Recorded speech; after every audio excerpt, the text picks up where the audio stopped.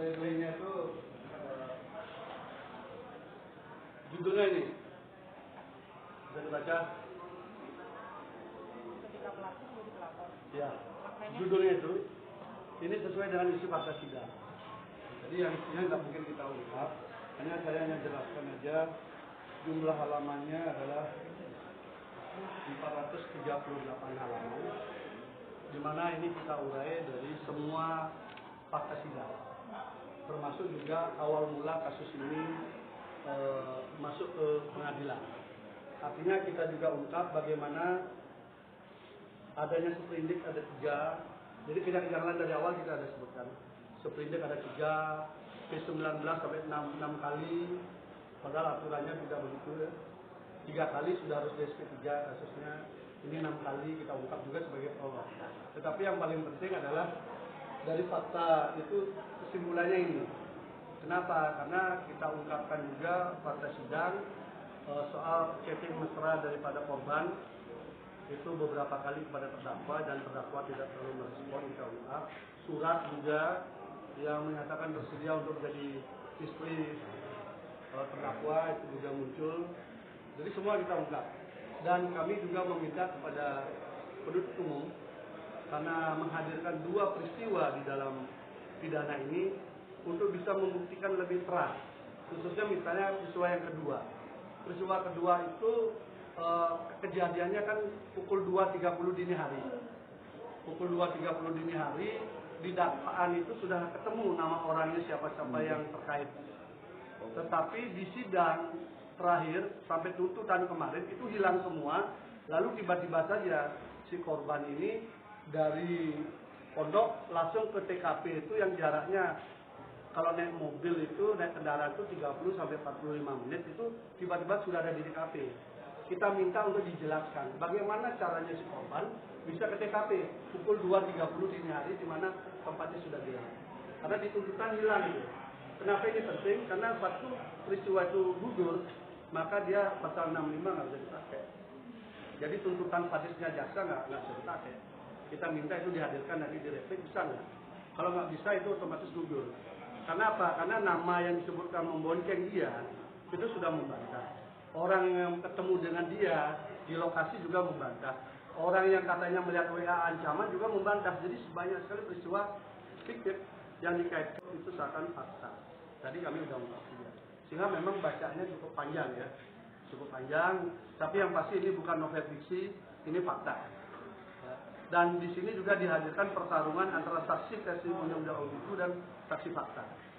Jaksa sendiri mengakui dalam tuntutannya bahwa mayoritas saksi mereka adalah testimonium itu dan meminta kepada majelis hakim agar memakai saksi testimonium itu.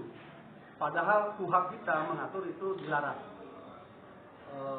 Pelajaran hukum kita juga melarang itu dipakai, tapi JPU meminta itu dipakai.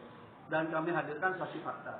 Jadi saksi yang ada di lokasi, saksi yang melihat korban ketika ketemu dengan terdakwa, semua kita hadirkan di dalam pembelaan ini. Sehingga pertarungannya adalah apakah testimonium itu yang dimenangkan atau saksi fakta yang akan dimenangkan.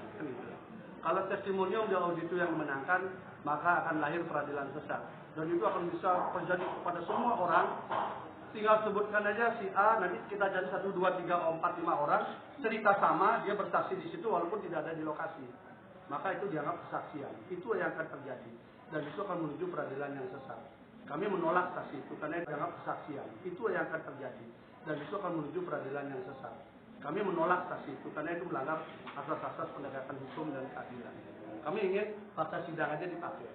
Kami juga mengajak kepada jaksa penuntut umum jangan sekedar menjadi penuntut, karena jaksa itu juga penegak hukum, penegak keadilan, dia juga punya nurani untuk mengukur nuraninya. Karena itulah saya katakan tuntutan kemarin itu tuntutan yang sadis dan tidak berperi keadilan, tidak mengacu pada fakta sidang. Seandainya Bu Mia tadi hadir, mungkin dia bisa dengar ini. Bagaimana dia menuntut tinggi dengan gagahnya, hanya datang untuk menuntut, tapi tidak pernah mendengar hal seperti ini. Dia hanya mengandalkan laporan saja. Ini kan memalukan juga. Makanya judulnya spesial sekali, ketika pelapor menjadi pelapor. Karena faktanya itu, tidak ada korban pemerkosaan, kemudian di waktu yang beriringan dengan peristiwanya menyampaikan kata-kata chat cintaku, sayangku, mengirim puisi cinta, kemudian berbagai hal yang sifatnya merayu terdakwa. Itu ada semua dan kita lampirkan buktinya semua. Bukan menolak, kita hadirkan bukti-bukti yang ada. Justru yang dari JPU yang tidak ada buktinya, makanya dia pakai testimonium de auditu. Artinya saksi yang tidak ada di lokasi. Jadi saksi yang dihadirkan itu saksi satu ada di Pati, ada di Kudus, ada di Demak. Itu saksi yang di sini ada di Jawa Barat, ada di Lampung. Waktu peristiwa dan saksi mengakui juga. Dan itu dipakai sebagai bahan untuk kemudian JPU menuntut 16 tahun Mas Devi. Makanya saya minta kepada warga Sidikiyah, lawan terus dulu dengan doa. Karena seperti yang disampaikan Pak Kiai, ketika peristiwa penyerbuan oleh polisi ke sana dengan memasuki daerah-daerah yang dianggap sakral bagi warga di sana, beliau mengatakan, ya, yang menyampaikan dan saya juga sudah mendengar juga, setelah ini bintang-bintang berjatuhan, melati berserakan, untung-untung terapung, dan belum berhenti sampai di sini. Ya kita lihat saja, hari ini sudah berapa bintang berjatuhan, melati berserakan, yang untung-untung terapung diterjemahkan sendiri. Apakah sampai berakhir kapan kami nggak tahu. Tapi itulah keyakinan dari beliau dan warga yang ada di sana. Rencananya besok kan akan Replik. apakah akan mengajukan dulu? Oh iya pasti. Kan kita nggak tahu isinya apa. Makanya kami minta, tadi kami minta di sana, tolong jelaskan. Kayak peristiwa kedua, di dalam dakwaan dia sebutkan si korban melihat mendapatkan chat ancaman, dia kemudian menyampaikan kepada saksi A menyuruh datang, lalu saksi B mengantarkan naik motor, kemudian saksi C ada di situ. Di sidang saksi A, B, C menolak semua, peristiwa itu tidak pernah ada. Makanya kemudian di tuntutan JPU mengubah cerita itu dari dapat chat dia sampaikan pada saksi orang lain, lalu tiba-tiba sudah ada di TKP pemerkosaan terjadi. Makanya saya tanya, bagaimana cara si korban datang ke TKP untuk seorang perempuan pukul 2.30 dini hari? Kita minta di replik muncul nggak? Kalau di replik nggak muncul berarti ya sudah jujur dong. Kan kita nggak boleh mengkriminalisasikan warga negara, kan itu melanggar HAM juga. Kalau memang nggak terbukti ya sudah, kan juga bukan jaksa penyidiknya kan polisi.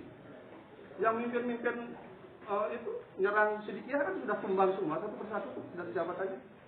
Kan bukti, teman-teman lihat sendiri kan. Dan saya sudah katakan awal sidang kan, saya sudah katakan, nah itu karena itu petunjuk Pak Kiai. Dan buktinya Niko sekarang kena juga.